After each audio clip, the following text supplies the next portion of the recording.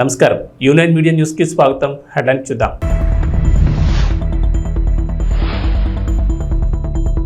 ఏపీలో 14 మంది స్వతంత్ర అభ్యర్థులకు గాజు గ్లాసు గుర్తు.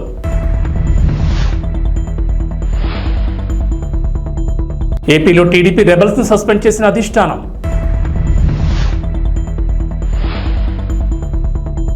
కేంద్రంలో సంకీర్ణ ప్రభుత్వం రాబోతోంది. కేసీఆర్ నామినేషన్ల ఉపసంహరణ పూర్తయిన తర్వాత పోటీలో ఉన్న అభ్యర్థులకు గుర్తుల కేటాయింపు జరిగింది. గాజు గ్లాస్ గుర్తు కూటమి అభ్యర్థులను టెన్షన్ పెడుతోంది.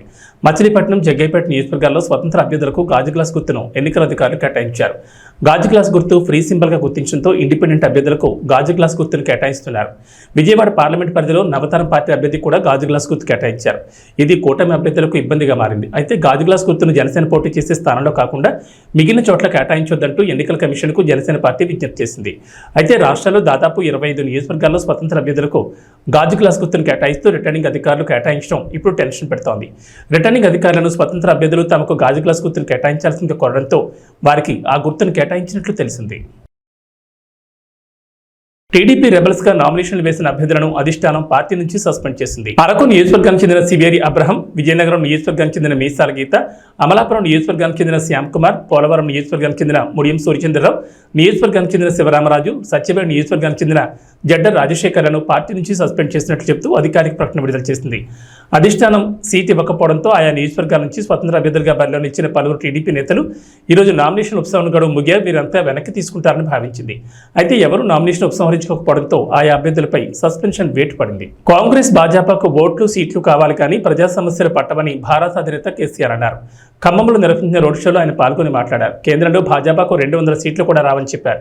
కేంద్రంలో సంకీర్ణ ప్రభుత్వం రాబోతోందని, లోక్సభ ఎన్నికల్లో భారతకు 12 సీట్లు వస్తాయని ధీమా వ్యక్తం చేశారు. సంకీర్ణ ప్రభుత్వంలో నామా కేంద్ర మంత్రి అవుతారని చెప్పారు. మాట చెప్పారు. ఆయనకు పాపం బాగా ఆశ ఎక్కువ. నా రాష్ట్రం బాగుపడాలా, నా జిల్లా బాగుపడాలా అనే ఒక ఉబలాటంతో ఆయన కొంచెం ఆరాటపడతా ఉంటారు.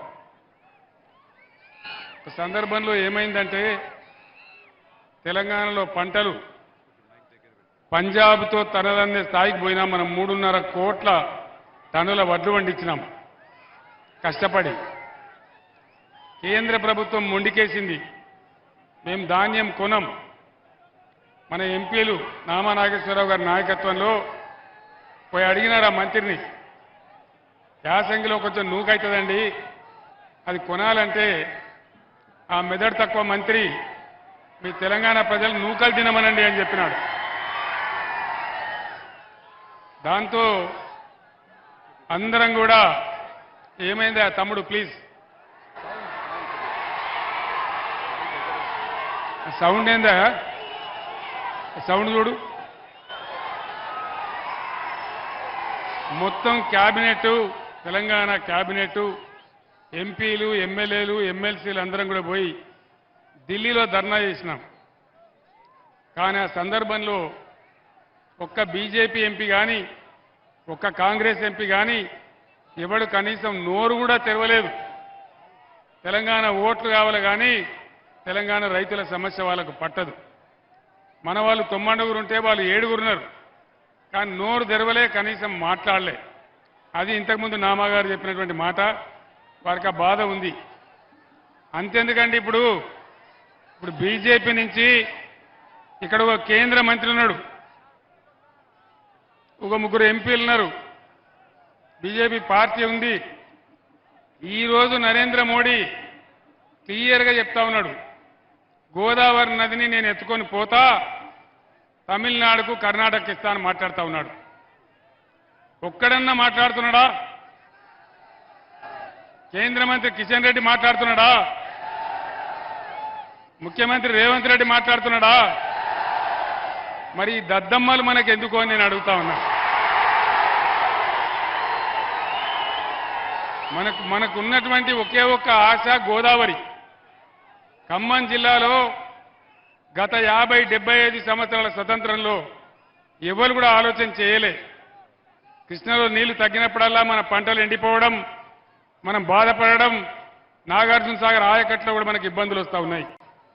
ఖమ్మం జిల్లా ఇబ్బందులు శాశ్వతంగా తీరాలని బ్రహ్మాండంగా దుమ్ముగూడెం ప్రాంతంలో సీతారామ ప్రాజెక్టు మనం కడతా ఉన్నాం. 37 టీఎంసీల ప్రాజెక్ట్ అది పూర్తి అయితే ఖమ్మం జిల్లాలో ఒక ఇంచి లేకుండా కూడా వ్యవసాయానికి నీళ్ళు వచ్చే ప్రాజెక్ట్ ఆ ప్రాజెక్ట్. మరి పైన ఇచ్చంపల్లి దగ్గర ప్రాజెక్టు కట్టి నేను కర్ణాటకకు తమిళనాడు నీళ్లు తీసుకొని పోతా అంటే ఎందుకు వీళ్ళు మాట్లాడడం లేదు? ఇలా ముఖ్యమంత్రి రేవంత్ రెడ్డి ఎందుకు మాట్లాడడం లేదు? అదే నేను ముఖ్యమంత్రిగా ఉండే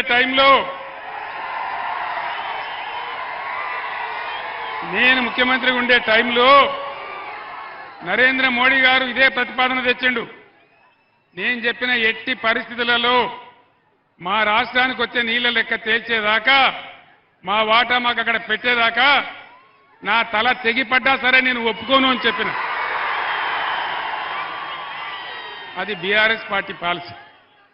మరి వీళ్ళకి ఓట్లు కావాలా, సీట్లు కావాలా, కేంద్ర మంత్రులు కావాలా?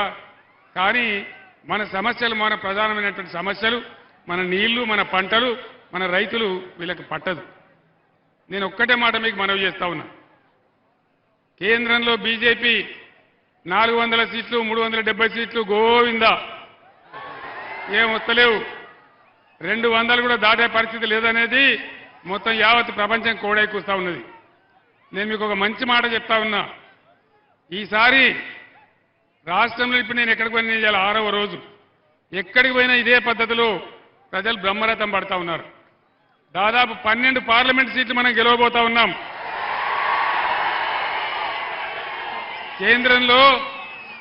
కేంద్రంలో సంకీర్ణ ప్రభుత్వం రాబోతా ఉంది. అప్పుడు ఏం జరుగుతుంది? మీరు నామాగారిని ఎంపీకి గెలిపిస్తే ఆ సంకీర్ణ ప్రభుత్వంలో నామాగారు కేంద్ర మంత్రి అవుతాడని మనం చేస్తా ఉన్నాం. తెలంగాణ 10వ తరగతి వార్షిక పరీక్షా ఫలితాలు ఇవాళ విడుదలయ్యాయి. ఉదయం 11 గంటలకు బషీర్బాగ్లోని SCERT కార్యాలయంలో విద్యాశాఖ ముఖ్య కార్యదర్శి బుర్రా వెంకటేశం ఫలితాలను విడుదల చేశారు.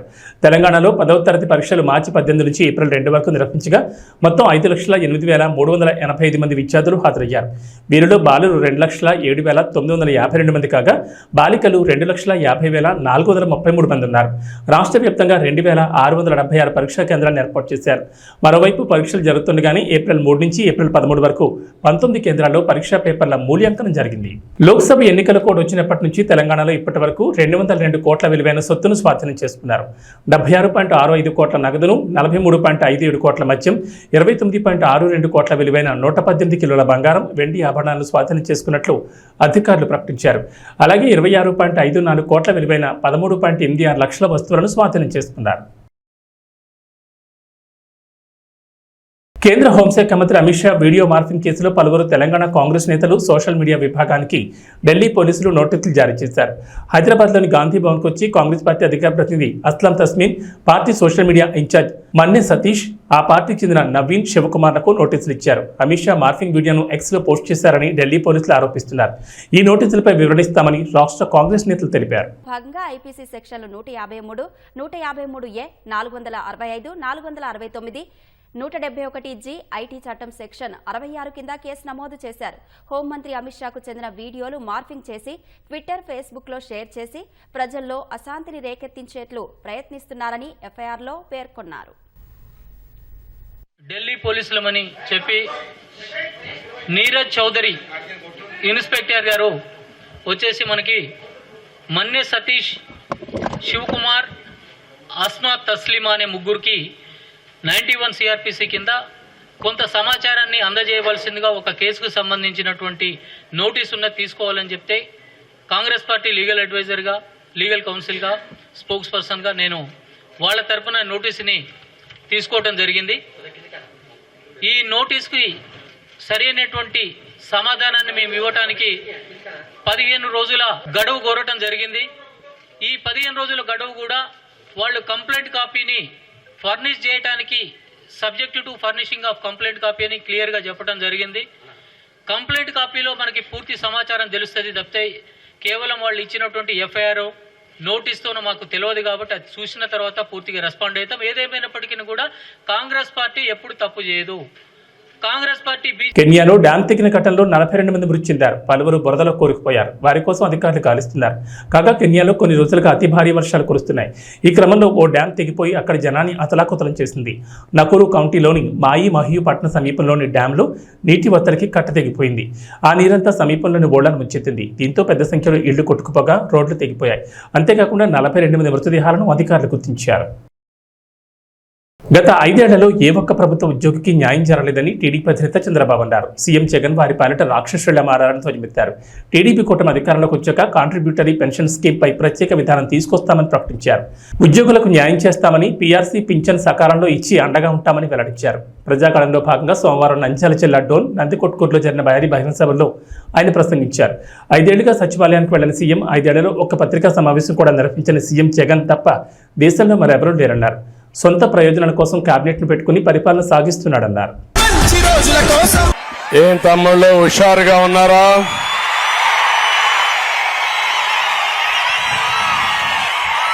ఏమమ్మా ఆడబిడ్డలు హుషారుగా ఉన్నారా లేదా? రాష్ట్రంలో దొంగలు పడ్డారు. ఆ దొంగల్ని పట్టుకోవాలి మే 13వ తారీఖున. ఏం తమ్ముళ్ళు సిద్ధమా అని మిమ్మల్ని అడుగుతున్నా. ఈరోజు నేను ఇక్కడికి వచ్చింది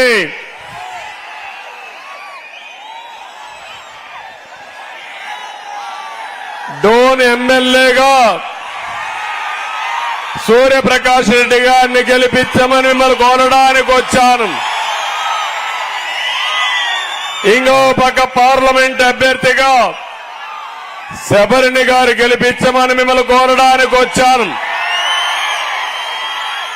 ఎన్నోసార్లు ఇక్కడికి వచ్చారు కానీ ఈరోజు డోన్ అదిరిపోతా ఉంది. డోన్ లో సీన్ మారిపోయింది. పెట్టకథ మంత్రులకి, కట్టుకథ నేతలకి కాలం చెల్లదు. వారికి రాజకీయ సన్యాసం తప్పదు. ఇక్కడ హరికథ చెప్తాడు ఒక మంత్రి. ఆ మంత్రి వల్ల మీకు లాభమా తమ్ముళ్ళు అని అడుగుతున్నా. ఏమైనా బాగుపడ్డారా అని అడుగుతున్నా. ఆర్థిక మంత్రి అంటే అప్పుల మంత్రిని అర్థం. అప్పులు చేసింది బుగ్గన, అప్పులు కట్టేది మీరు. అవునా కాదా? ఈ ఎన్నికలు విధ్వంస పాలనకి, అభివృద్ధికి ఒక సవాల్. ఈ ఎన్నికలు నీతికి, నిజాయితీకి జరిగే పోరాటం. అవునా కాదా అని అడుగుతున్నా. విజన్కి విద్వేషానికి మధ్య పోరాటం, ధర్మానికి అధర్మానికి పోరాటం, కబ్జాలకు రక్షణకు, రాతియుగం రాక్షసులకి స్వర్ణయుగం చేసే పాలకుల మధ్య జరిగే పోరాటం అని చెప్పి నేను మీకు తెలియజేస్తున్నా. ఒక్కసారి చూడండి, ఈ బుగ్గనకి అక్కడ సైకో జగన్ కి కొవ్వెక్కిపోయింది అహంకారం ఒళ్ళంతా. కొవ్వు తగ్గిస్తారా లేదా తమ్ముళ్ళు అడుగుతున్నా మిమ్మల్ని. అరాచకం తప్ప అభివృద్ధి చేయని జగన్ కు పొలిటికల్ హాలిడే ఇచ్చేద్దామని జనసేన అధినేత పవన్ కళ్యాణ్ ప్రజలకు పిలుపునిచ్చారు. మే 13 మీరు ఓటుతో కొడితే వైకాపా కుంభస్థలం బద్దలవ్వాలంటూ ప్రజలను ఉత్సాహపరిచారు. పశ్చిమ గోదావరి జిల్లా తాడేపల్లిగూడెం, ఉంగుటూరు నియోజకవర్గం గణపవరంలో నిర్వహించిన వారాహి విజయభేరి సభలు, పిఠాపురం రోడ్ షోలో ఆయన ప్రసంగించారు. మన భూములు దోచుకోవడానికి జగన్మోహన్ రెడ్డి ప్రమాదకరమైన ల్యాండ్ టైటిలింగ్ చట్టం తీసుకొస్తున్నారన్నారు. దీని ప్రకారం మీ ఆస్తుల ఒరిజినల్ పత్రాలు జగన్ దగ్గర పెట్టుకుని యజమానులకు జిరాక్సులు మాత్రమే ఇస్తారని, మీ ఆస్తుల వివరాలని హైదరాబాద్ నానక్రామ్గూడలోని వైకాపా ప్రైవేట్ స్థావరంలో దాచిపెడుతున్నారని అన్నారు. వేదిక పైన ఉన్నాం. ఇక ఏం అనకముందే, ఇక ఏం అనలా, కే ట్యాక్స్ గురించి మాట్లాడినప్పుడు కొట్టు. మన జనసేన ఎమ్మెల్యే అభ్యర్థిగా, తాడేపల్లిగూడెం అభ్యర్థిగా గాజు గ్లాస్ గుర్తు మీద పోటీ చేస్తున్నాం బోలిశెట్టి శ్రీని గారికి మన బీజేపీ నర్సాపూర్ పార్లమెంట్ అభ్యర్థిగా కమలం గుర్తు మీద పోటీ చేస్తున్న భూపతిరాజు శ్రీనివాస్ వర్మ గారికి, మన జనసేన జిల్లా అధ్యక్షులు కొట్టుకులిపూడి గోవిందరావు గారికి, టీడీపీ జిల్లా అధ్యక్షులు సీఎం కొట్టు సత్యనారాయణ గారు 2014లో నా ఆఫీస్కి వచ్చి ఆయన నన్ను మీరు పొత్తులో ఉన్నారు కాబట్టి తెలుగుదేశం పార్టీ టికెట్ ఇప్పించమని కోరారు. కానీ ఆ రోజున పాపం మాణిక్యాలరావు గారికి దివంగతులైన మాణిక్యాలరావు గారికి వెళ్ళిపోయింది. మేబీ ఆ కోపం ఉందనుకుంటా ఆయనకి నా మీద, ఆయన టికెట్ ఇప్పించలేదని కక్ష కట్టేశారు. అందుకే ఆయన ఈ మధ్యన బాగా రెచ్చిపోయి సీఎం జగన్ని తిట్టిన ఎవ్వనైనా సరే పాతాళంలోకి తొక్కేస్తానని చెప్పి అధికారంలోకి రాగానే కొందరు అకౌంట్లు సెటిల్ చేస్తామని కొట్టు సత్యనారాయణ గారు అన్నారంట. బాగా ముదిరిపోయారు సత్యనారాయణ గారు, మీరు డబ్బులు ఎక్కువైపోయాయి, మీకు మెదడుకు కూడా కొవ్వు పట్టేస్తుంది మీకు, అందువల్ల అలాంటి మాటలు వస్తాయి. కొట్టు సత్యనారాయణ గారు, నేను జనరల్గా మనుషులతో గొడవలు పెట్టుకోను, చాలా మర్యాదగా ఉంటా. కొట్టు గారికి ఒకటే చెప్తున్నా, మీ కొట్టు కట్టే సమయం అయిపోయింది. తాడేపల్లిగూడెంలో మనకి కొట్టు సత్యనారాయణ గారి కొట్టు, జగన్ గారి అవినీతి కోట రెండు పోతాయి ఈ ఎన్నికల్లో. బోలిశెట్టి గారంటే నాకు చాలా ఇష్టం.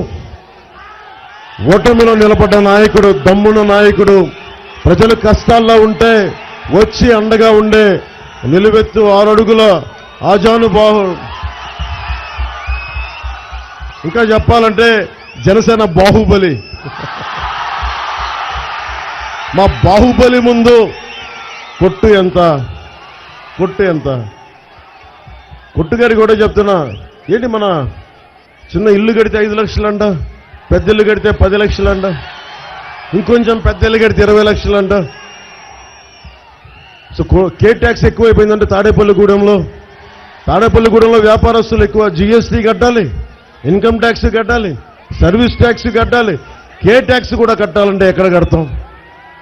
కే ట్యాక్స్ని తీసేయడానికి ఒకటే, కూటమి ప్రభుత్వం అధికారంలోకి వస్తుంది జూన్లో. కొట్టుగారు మీకు కూడా చెప్తున్నా, మీకు కూడా కే ట్యాక్స్ విధిస్తాం, మీకు మీ కుటుంబ సభ్యులకి, మీ వర్గానికి కూడా కూటమి ట్యాక్స్ ఇస్తాం. మీ అందరికీ మా మోడీ గారి చేత మీకు ప్రత్యేకించి పెనాల్టీ వేయిస్తాం, అడ్డగోలుగా దోచేసినందుకు. కరప్షన్ చేసిన వాళ్ళు ఎవరిని వదిలేదు లేదు. ఇక్కడున్న విద్యార్థులు ఎంతమంది ఉన్నారు? మీరు ఇక్కడ చాలా మంది విద్యార్థులు ఉన్నారు. అందులో ఎస్సీ విద్యార్థులు ఎంతమంది ఉన్నారు? ఇక్కడ ఎస్సీ విద్యార్థులకి దాదాపు 27 పథకాలు తీసేశారు. 27 పథకాలు. అంబేద్కర్ విదేశీ విద్యా విధానం తీసేశారు. 27 దళిత పథకాలు తీసేశారు. ఇక్కడున్న విద్యార్థులకి మీకు ఫీజు రీయింబర్స్మెంట్ జరిగిందా? మీకు ఫీజు రీయింబర్స్మెంట్ జరిగిందా? మీకు ఫీజు రీయింబర్స్మెంట్ ఇవ్వరు, కానీ కొట్టు ట్యాక్స్ అయితే విధిస్తారు మనకి. పట్నంలోని రేపల్లె బస్టాండ్ వద్ద నిర్వహించిన సభలో సీఎం జగన్ పొన్నూరు నియోజకవర్గ అభివృద్ధి సమస్యలపై స్పందించకపోవడంపై ప్రజలు నిరాశ చెందారు. కూటమి నాయకులపై అవే మాటలు, అవే విమర్శలతో సరిపెట్టారు. సీఎం ప్రసంగంలో పచ్చలెక్కపోవడంతో జనాన్ని ఆకట్టుకోలేకపోయారు. రాష్ట్ర రాజకీయాలపై ఆయన ఎక్కువసేపు మాట్లాడారు. సీఎం వేదికకు రాకముందే పార్లమెంట్, అసెంబ్లీ అభ్యర్థులు ప్రసంగించారు. గుంటూరు పార్లమెంట్ వైకాపా అభ్యర్థి కెలారి వెంకట్రోసే మాట్లాడుతూ తమ హయాంలో పేదల కోసం అనేక సంక్షేమ పథకాలు, అభివృద్ధి కార్యక్రమాలు నిర్వహించామని పేర్కొన్నారు. పొన్నూరు నియోజకవర్గంలో ప్రధాన సమస్యలను పరిష్కరించామన్నారు. పొన్నూరు అసెంబ్లీ వైకాపా అభ్యర్థి అంబటి మురళీకృష్ణ మాట్లాడుతూ మాజీ ఎమ్మెల్యే ధూళిపాటి నరేంద్ర కుమార్ నియోజకవర్గ అభివృద్ధికి చేసింది ఏమీ లేదన్నారు.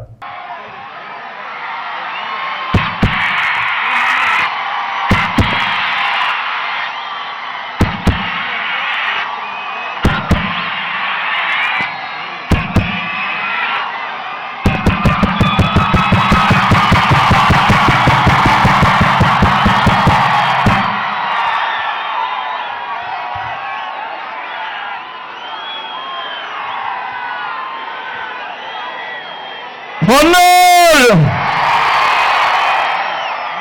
శతమం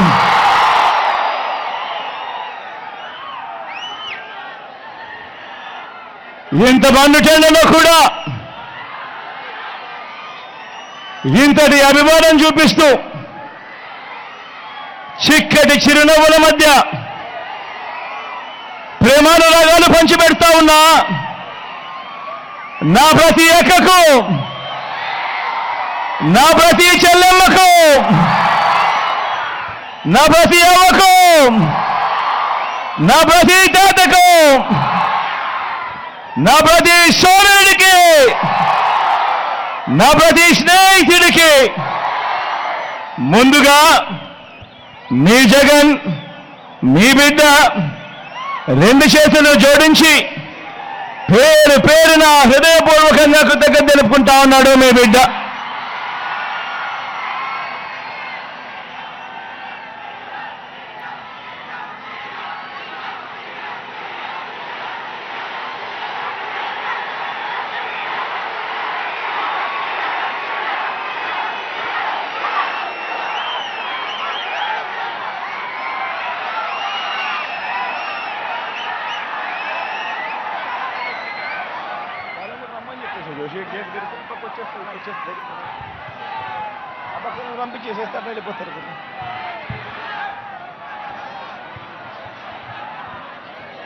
మరో 2 వారాల్లో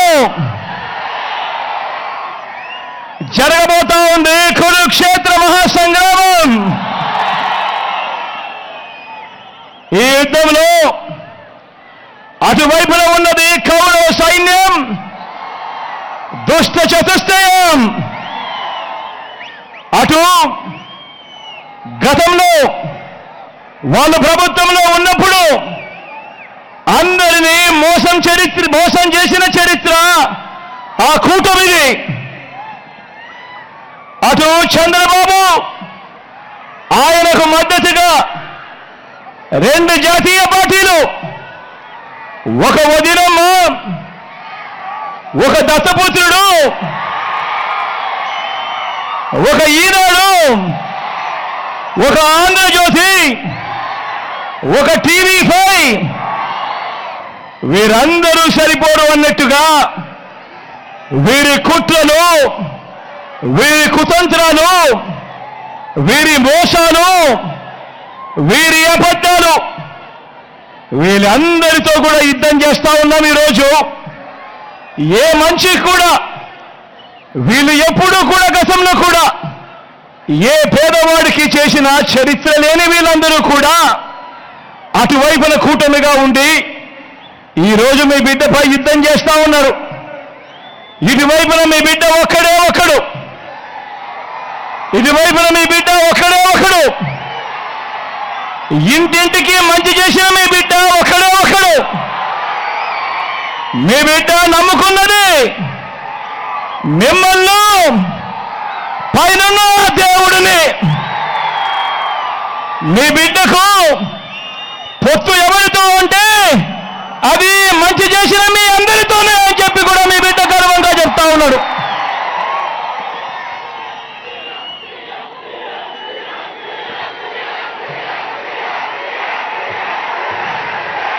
వేస్తూ ఇంటింటి ఒక్క అవకాశం అంటూ గద్దెనెక్కిన జగన్మోహన్ రెడ్డి రాష్ట్ర ప్రగతిని గోతులో పాతిపెట్టాడు. లక్షల కోట్ల హాంఫాట్ చేసి రాష్ట్ర ప్రజల నెత్తిన అప్పుల భారం మోపాడు.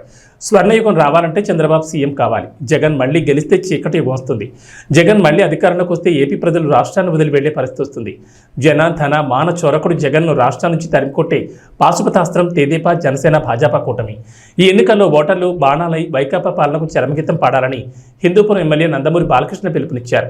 బాలకృష్ణ సోమవారం రాత్రి చేపట్టిన స్వర్ణాంధ్ర సాకార యాత్రకు చిత్తూరు, బంగారుపాళ్యంలో అపూర్వ స్పందన దక్కింది. చిత్తూరు బైపాస్ రోడ్ నుంచి సంతపేట మీదుగా గాంధీ విగ్రహ కూడల వరకు పసుపు దళం బాలకృష్ణకు జైజేలు పలికాయి. ఈ సందర్భంగా ప్రజలను ఉద్దేశించి బాలకృష్ణ మాట్లాడారు. చిత్తూరు ప్రజలందరికీ, పురవాసులకు, అలాగే రూరల్ మరి ముడిపాల నుంచి తరలి వచ్చిన అశేష ఈ జన సముద్రానికి, ఈ జన సందోహానికి, ఈ యొక్క రణగుణ ధ్వనికి, అలాగే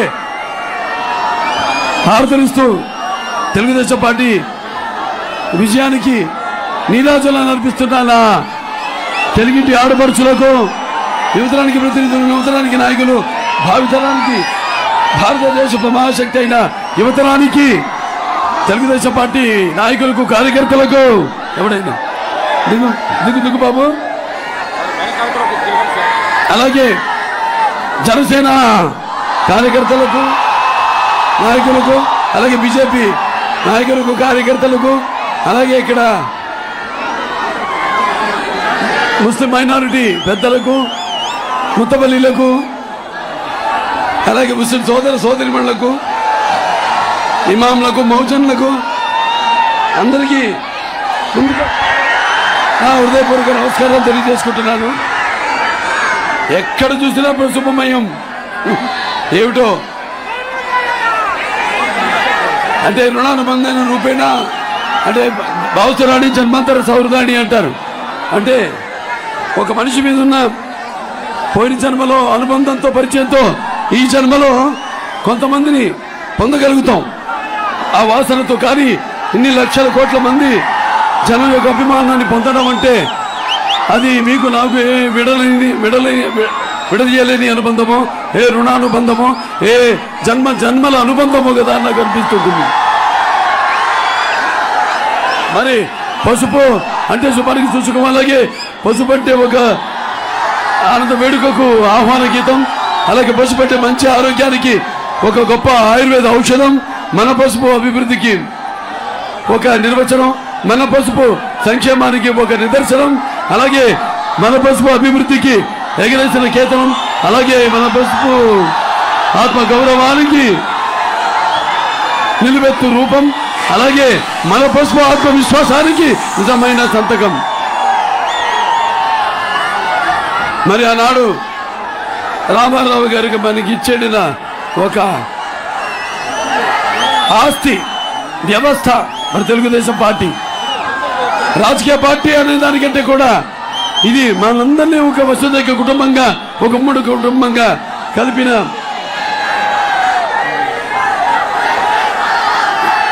వ్యవస్థ మన తెలుగుదేశం పార్టీ.